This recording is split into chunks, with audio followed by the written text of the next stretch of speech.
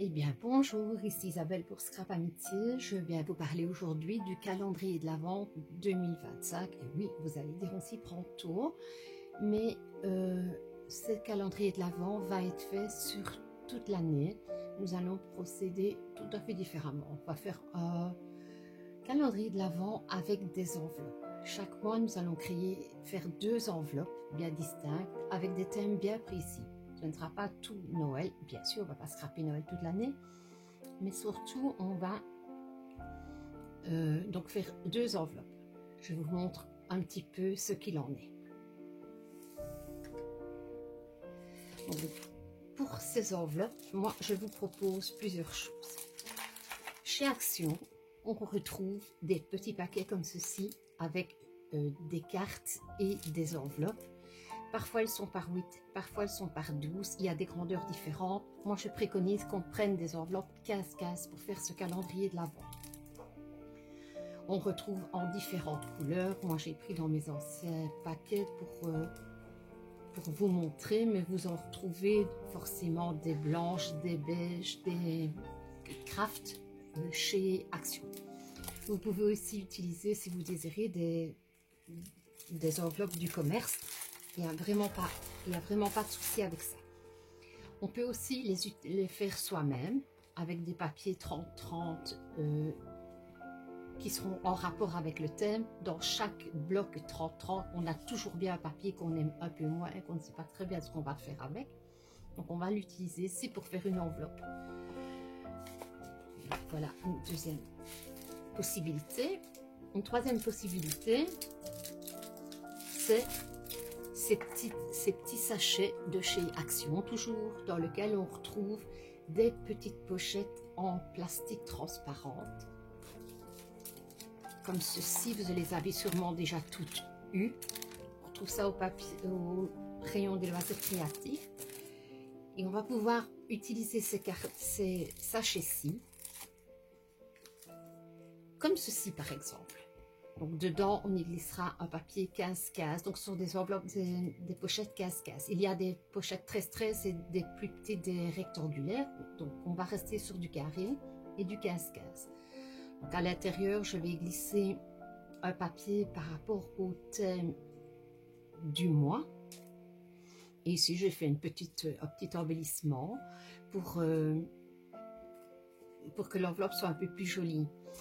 Maintenant, je vais faire des vidéos. Vous allez avoir les vidéos pour pouvoir faire ces enveloppes-là, pour celles qui ont la punchboard ou qui ont l'outil enveloppe de chez Action. Donc, je montrerai les deux. Et je vais aussi montrer pour faire ces petites pochettes un petit peu spéciales, qu'on ait ou pas une Big Shot ou en tout cas une machine à découpe de dice. Donc, première possibilité, un papier de fond avec un papier craft ou un blanc ou un noir. Enfin, on fait un peu ce qu'on a envie de faire. Ici, j'ai fait tout à fait différemment. J'ai pris du papier craft et puis par-dessus, j'ai mis un morceau de papier motif. On peut aussi prendre un papier pailleté, un papier à motif ou ce qu'on veut et par-dessus, mettre une petite dentelle. Vous voyez, c'est les petits ronds dentelles qu'on trouve pour mettre en dessous des tasses de café, etc. J'ai plié en deux, que j'ai collé, tout simplement. Qu'est-ce qu'on va mettre dans ces enveloppes? Eh bien, on va y glisser dans une des 2 enveloppes. On va glisser dedans des petits tamponnages, des petits stickers, un petit embellissement maison. On va pouvoir mettre des die cuts, un petit peu ce qu'on a envie de mettre, ce qu'on a envie d'offrir. Voilà, par exemple, on peut aussi mettre des découpes. Ici, je suis toujours sur les thèmes Noël parce que les 2 premières vont être du thème Noël. Parce que comme le calendrier de l'Avent devra être envoyé au mois de novembre pour qu'elle soit chez les personnes avec qui on va faire les swaps le 1er décembre, les premières enveloppes, on va les faire sur le thème Noël. Donc en janvier, par contre, on aura 4 enveloppes, 2 thèmes. Le premier thème est Noël et le deuxième thème sera est, je suis perdue. C'est reparti. Ce sera le thème anniversaire, fête, gourmandise. Mais donc là, je vous montre pour Noël. Je suppose que vous n'avez pas encore tout rangé vos choses de Noël. Alors, dans une enveloppe, on glissera tout ceci. Ce n'est pas une liste qui s'arrête. Vous faites ce que vous voulez, vous envoyez ce que vous voulez. Maintenant, essayez de gâter quand même vos copines. Voilà. Et on glisse dans l'enveloppe. On pourrait très bien y glisser des boutons, des petits embellissements en bois, un morceau de ruban, des petits nœuds. Vraiment ce qu'on a envie, tant que ce sont pour faire des petits embellissements, des petites garnitures, etc. Des petits plus. Donc ça dans la première enveloppe. Et dans la deuxième enveloppe, on glissera une création de son choix. Que ce soit une carte, un ATC, un tag, ce qu'on veut. Donc ici j'ai prévu une petite carte. Je suis à plat donc ça va être compliqué de vous montrer comment elle se pose. Mais elle se pose comme ceci. Voilà. C'est une carte à poser. Et la carte va forcément dans une enveloppe. Donc 2 enveloppes par mois. Au mois de janvier, 4 enveloppes. Chaque mois un thème, sauf en janvier, 2 thèmes.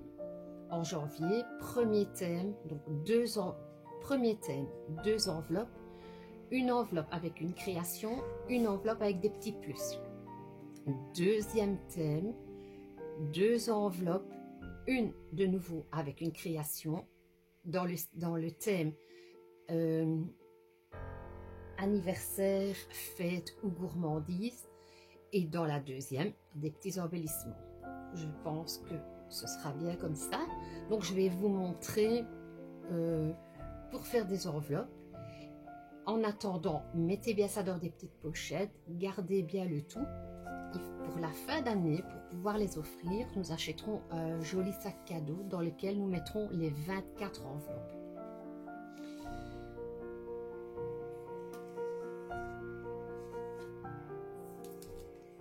Je reviens vers vous pour faire plus approfondi les enveloppes comme ceci avec la punchboard ou l'outil enveloppe de chez Action. Donc vous avez soit ceci, soit celle de chez Action. Évidemment, pour ma veille, je ne vais pas. Ou celle-ci de chez Action, qui est la planche à rainurier d'un côté et pour faire des enveloppes de l'autre. Je vous montrerai comment elles fonctionnent toutes les deux parce qu'elles ne fonctionnent pas, on ne les utilise pas de la même manière.